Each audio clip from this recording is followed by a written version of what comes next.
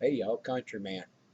It's what 3:52 in the morning. I got my days and nights mixed up. I just slept 9 hours or 10, and I'm up drinking coffee. I never said I was normal. I got a story that I was going to tell, and there ain't no dirty words in it or nothing, but I thought you might find it funny. My wife and I were over the road truckers, and we came home for the weekend to my mother-in-law's house. And it was a Saturday afternoon. I was hungry and I was rummaging through the refrigerator, and I got to the freezer and I found a package of deer steaks. And I asked my mother-in-law, I says, "Why haven't you guys ate these deer steaks yet?" They said, "We don't like them. They're tough." I says, "Well, can I thaw them out and eat them?" She said, "Well, you can have them, but we don't want them. They're tough."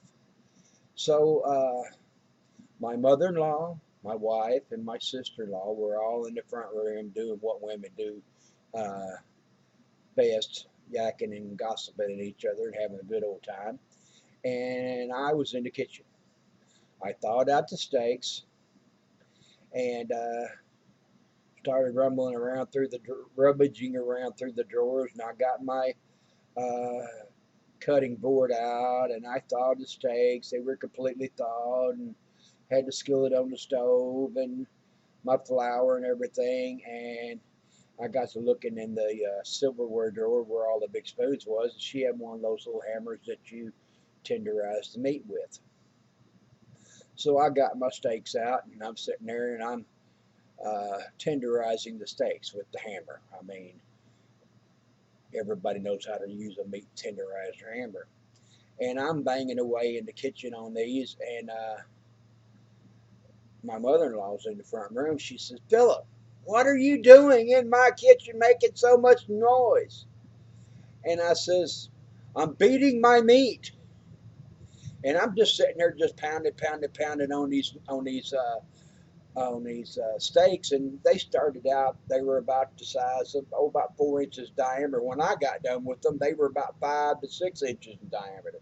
I made about from a half-inch thick down to a little less than a quarter.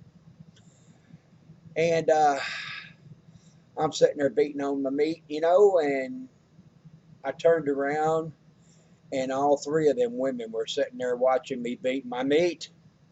And they, you know, curiosity got the best of them, and they were all three standing there in the door of the kitchen watching me tenderize this meat. So they said, "We still ain't eating it." So I went ahead and I got me some flour and a little bit of salt and pepper and just a pinch of garlic powder, mixed it all up. I fried them up, dipped them in the flour, fried them up, and I had a full size plate stacked 3 inches tall with all these deer steaks, and I made some white gravy to go with it, and I think I made some potatoes or something, and they ate every bit of it. But the moral of this story is, if you know how to cook deer steaks, they're good, and women are perverts because they like watching men beat their meats.